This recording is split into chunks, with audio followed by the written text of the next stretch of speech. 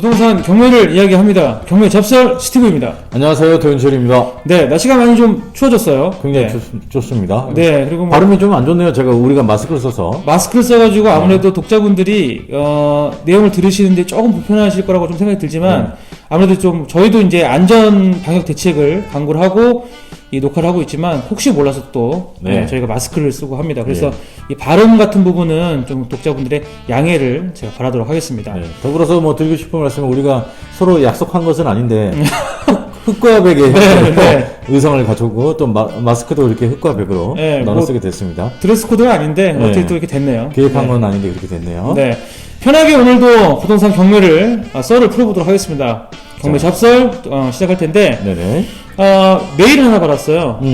조금씩 이제 질문을 하시는 것 같아요. 전편에 우리가 안내했던 이메일로 gmail.com 119옵션 gmail.com으로 연락을 주셨군요. 네, 근데 초보자이신 것 같아요. 또 그리고 그 법원에서 경매 입찰을 해보신 경험도 있으신 것 같아요. 근데 무슨 고충이 있으셨을까요? 경매 입찰표를 작성을 하는데 아무래도 이게 이제 뭐 조금이라도 실수를 하면 큰 데미지가 오는 거잖아요. 기일 입찰표를 작성할 때. 대표적인 그 실수 사례가 뭐가 있을까요? 얼마 전에 저희 그 직원들하고도 아직까지 이런 실수를 한다라고 해서 그냥 좀 웃었는데 이게 실수가 반복돼 웃는 일만은 아닌 것 같아요. 가장 많이 하는 게 아무래도 그 숫자 표기 0을 하나 더 쓴다든가. 기일 입찰표에서 매수 희망가를 거기에서 이제 만약에 5억에 입찰할 것을 동그라미 하나를 더 쳐서 5 신고이 되는 거죠. 그래서 최고가 매수 신공이 되고 매각 대금을 완납을 못하는 이유로 입찰 보증금을 몰취당하는 그런 정도의 그 사건이 해년마다 제가 듣기로 그렇습니다. 해년마다 전국에서 약 800억 원 이상의 입찰 보증금이 몰수당하고 있답니다. 안타깝죠, 진짜. 그게 작은 돈도 아니고. 여러분들 잘 아시겠지만 입찰 보증금은요, 만약에 몰수가 되면 몰수가 되는 방법을 한번 먼저 말씀드려볼까요? 몰수가 되는 이유는 딱 하나밖에 없습니다. 어떤 거죠? 매각 대금을 완납하지 못했을 때. 그때 입찰 보증금이 몰수가 되고 그 몰수된 입찰 보증금은요, 어떻게 될까요? 누구한테 갈까요? 채무자, 현재 경매를 당한 채무자의 채권자들에게 배당되는 데 사용이 됩니다. 따라서 채무자한테 이론일을 하게 되는 거죠. 그러면 만약에 전에 어떤 사건을 보니까 3번 이상의 미납이 된 경우가 있었어요. 그럼 3번 동안에 그러면 그 입찰 보증금이 대략 한 2억 정도 되더라고요. 합산해 보니까. 그러면 물건 금액 상관없이 2억 원이 누구한테? 채무자 겸 소유자한테 가만히 앉아 있었을 뿐인데 2억 원 이상의 재테크를 하신 셈이죠. 그럼 뭐 그런 정도 사례는 채권자, 채무자의 채권자도 복이죠. 배당 금액이 늘어나니까 채무자도 복이 되겠습니다. 근데 우리 그 입찰자 입장에서는 큰 손해를 보게 됩니다. 또 저희 같이 또 교육을 하는 입장에서 보면 만약에 저희 교육생이 그런 일을 벌였다 하면 너무 안타까운 거죠. 그렇죠. 우리가 잠을 못 자죠. 우리가 그 케어를 잘 못 해드린 것을. 그렇죠. 그 부분을 저희가 또 모르는 것도 아닌데, 하물며. 어쨌든 뭐 이런 상황을 가지고 한번 편하게 오늘도 이야기를 좀 해보도록 하겠습니다. 그러면은 우리가 그 매각 당일날 법원에서 긴장을 하는 통에 그런 입찰표 작성 실수가 있을 수 있기 때문에. 우리가 그러면 매각 당일 말고 그 전날, 그 전전날에도 입찰표를 사전에 편하게 작성할 수 있는 방법을 안내해 드려야 되겠군요. 뭐 아시는 분도 있으시겠지만 저희가 매일 봐주신 그런 초급자분처럼 모르시는 분들을 위해서 저희가 이야기를 해보도록 하겠습니다. 일단 그러면 대표님께서 어떻게 우리가 편안하게 미리 사전에 작성을 할 수 있는지 그 방법을 지금부터 화면으로 보시면서 하나하나 설명을 해드리도록 하겠습니다. 자, 컴퓨터 화면을 보시겠습니다. 자, 처음에 우리가 그 모니터를 한번 보시겠습니다. 모니터를 보면서 이야기를 편하게 나눠보도록 하겠습니다. 그 방법이라고 하면 무엇이 있냐면요. 네이버 검색창에다가 법원 경매 정보 이렇게 입력을 해봅니다. 그랬을 때 대한민국 법원 경매 정보 이 사이트로 접속하실 수 있으십니다. 경매하신 분들은 이거 즐겨찾기 하면서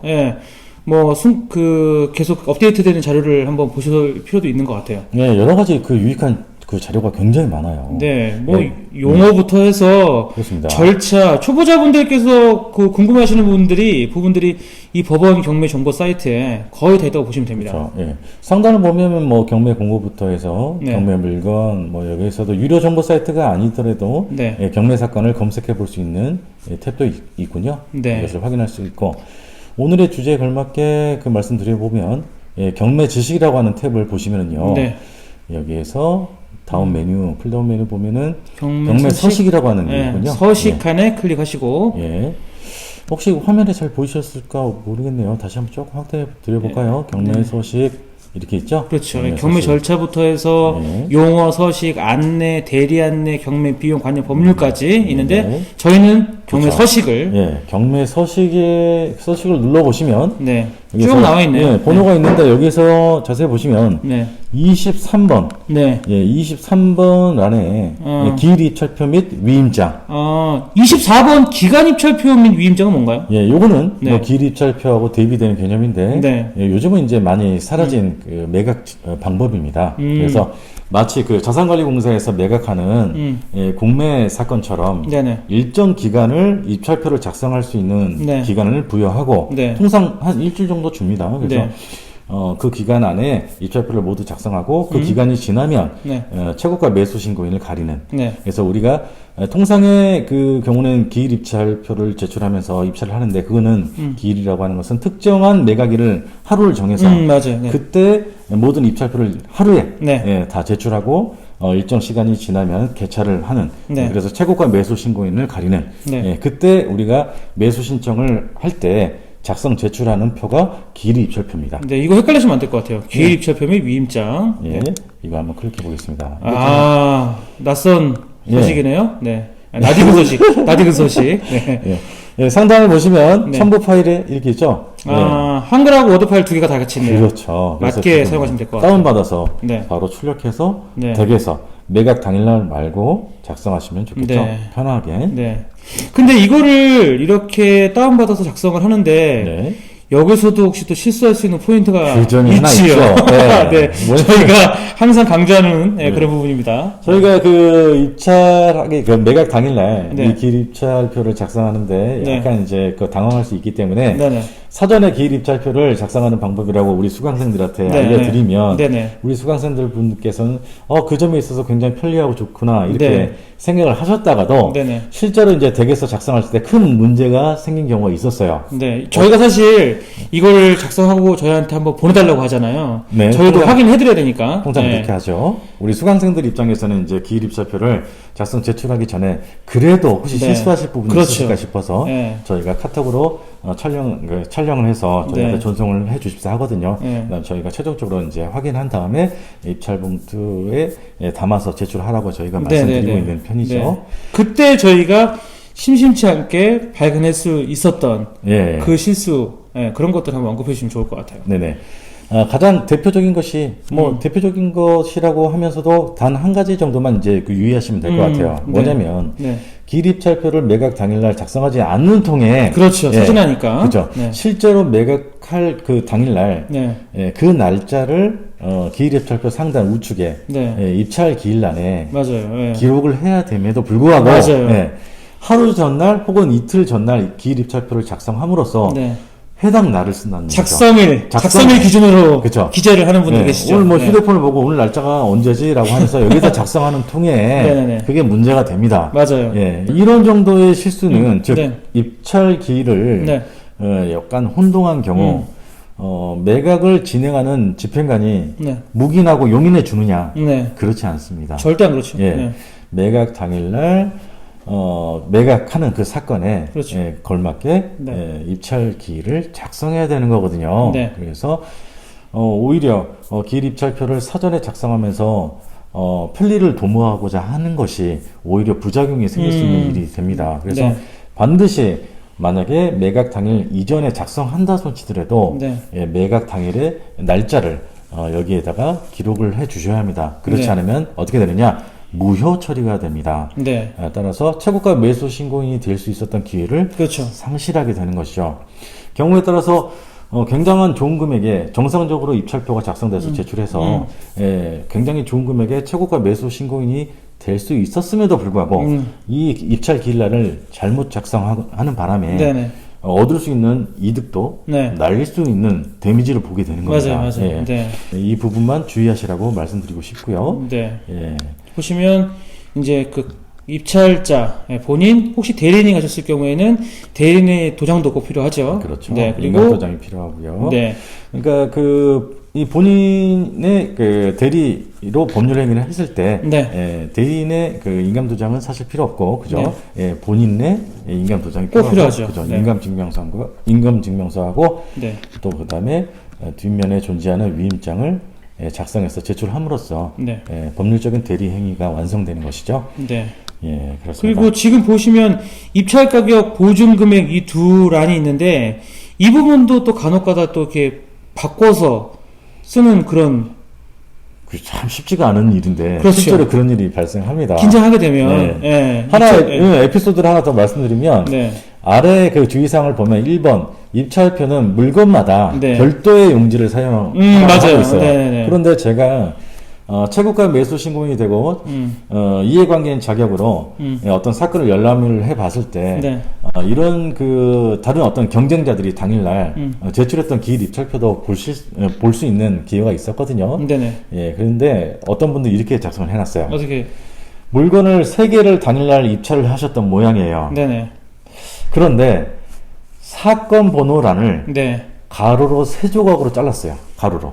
한 칸에다 3개를 다 기재를 했구나. 그러다 입찰 가격도 여기도 보증 금액도 3칸으로 만들어서 각각 입찰 금액을 이렇게 3개를 썼습니다. 작성하신 분이 봤을 때 이 칸이 긴 이유는 우리 같이 3건을 쓰는 사람들을 위해서 했겠구나라고 오해해서 했을 수 있겠다. 네. 보면 주의사항 보면은 그 별도 용지를 사용하라고 했지만 그분은 애국심에 한 장에 3건의 그 사건을 입찰을 종이 낭비를 위해서 방지를 위해서 그렇게 함으로써 애국을 하셨지만 사실상 이제 매각에서 제외되는 바람에 저기 입찰 그 유효한 입찰로서 인정을 받지 못하는 통에 아쉬운 결과를 초래하게 됐었습니다. 저희가 봤을 때 이런 거를 실수하겠느냐 구독자분들께서도 그런 생각을 많이 드실 텐데 저희가 학생 때를 생각해 보면 매번 학교마다 보는 기말고사 중간고사를 볼 때 OMR 카드도 작성하는데 실수를 하잖아요. 그러니까 하물며 성인이 돼서 이렇게 또 금액적인 부분 또 부담이 있는 거를 작성할 때는 충분히 그런 실수를 좀 할 수 있다고 생각이 들어요. 예, 제가 나름 이제 엘리트라고 볼 수 있는 은행장님들 한 70여 분 정도를 인솔해서 실제로 그 입찰에 모의 입찰을 해보고 법원에 가서 또 이제 모의 입찰을 해본 적이 있었어요. 예, 그분들께 직접 입찰표를 다 작성해 보십사라고 이제 과제를 드렸는데 그분들조차도 제가 기억으로는 70여 분 정도 중에서 10분 정도를 제외하고는 나머지 분들은 제대로 못 쓰십니다. 작은 실수라든지 큰 거라든지 도장을 안 찍거나 실제로 도장까지 준비를 해요. 도장이 만약에 본인 입찰 때나 대리 입찰할 때 만약에 그 도장을 준비해 오지 못했다라고 하면 지장으로 대신하면 되거든요. 그렇게 포치를 해드렸음에도 불구하고 그런 아쉬운 점들이 있더라고요. 예, 그래서 그런 은행장님들도 그런 실수를 하십니다. 그러니까 누구나 다 그런 실수를 만약에 그 당일날 컨디션이 좋지 않거나 여러 가지 어떤 교통 사정에 의해서 지각을 하게 되거나라고 할 때 당황을 하시게 되고 만약에 입찰표를 기일 입찰 가격란을 동그라미를 하나 더 치지 않았다라고 해도 다른 어떤 그 주요한 그 정보를 누락시킴으로써 기일 입찰표가 무효가 되는 것을 예방할 수 있어야 될 것 같습니다. 예, 그 부분을 좀 강조드리고 싶고 더불어서 그 아래 부분에 주의사항란은 여러분들 꼭 시간을 내셔가지고 충분히 숙지해 주시면 좋을 것 같습니다. 네네. 보시면 아시겠지만 당일날 법원 입찰하러 가실 때 조금 일찍 일어나셔서 미리 가시는 것도 좋을 것 같아요. 그날 그거밖에 더 중요한 게 없다고 생각하셔야 될 것 같아요. 네네. 그리고 교통 상황이라든지 또 이게 사람이 시간이 쫓기게 되면 평소에 잘 알던 것도 실수할 수 있고 그리고 각 법원을 제가 다녀보면 주차 시설이 그렇게 충분하지 않은 경우가 사실 많더라고요. 특히 의정부 지방 부분도 심하죠. 그래서 일찍 가시는 게 좋을 것 같고 또 특히 공공 그 기관에서는 끝자리, 그 자동차 번호 끝자리에 따라서 주차가 안 되는 차량도 있습니다. 그 부분은 아마 확인하셔서 가시는 게, 뭐 예를 들면 월요일 날 만약에 매각이다. 그러면은 그 자동차 번호 끝자리가 1번이나 6번인 경우 주차가 어렵기 때문에 여러분께서 사전에 충분히 대비하시면 좋을 것 같습니다. 네. 저희가 뭐 짧게 언급해드렸습니다. 여러분들께서 뭐 아마 초급자분들께서는 유용한 그런 팁이 됐을 거라 생각이 되고요.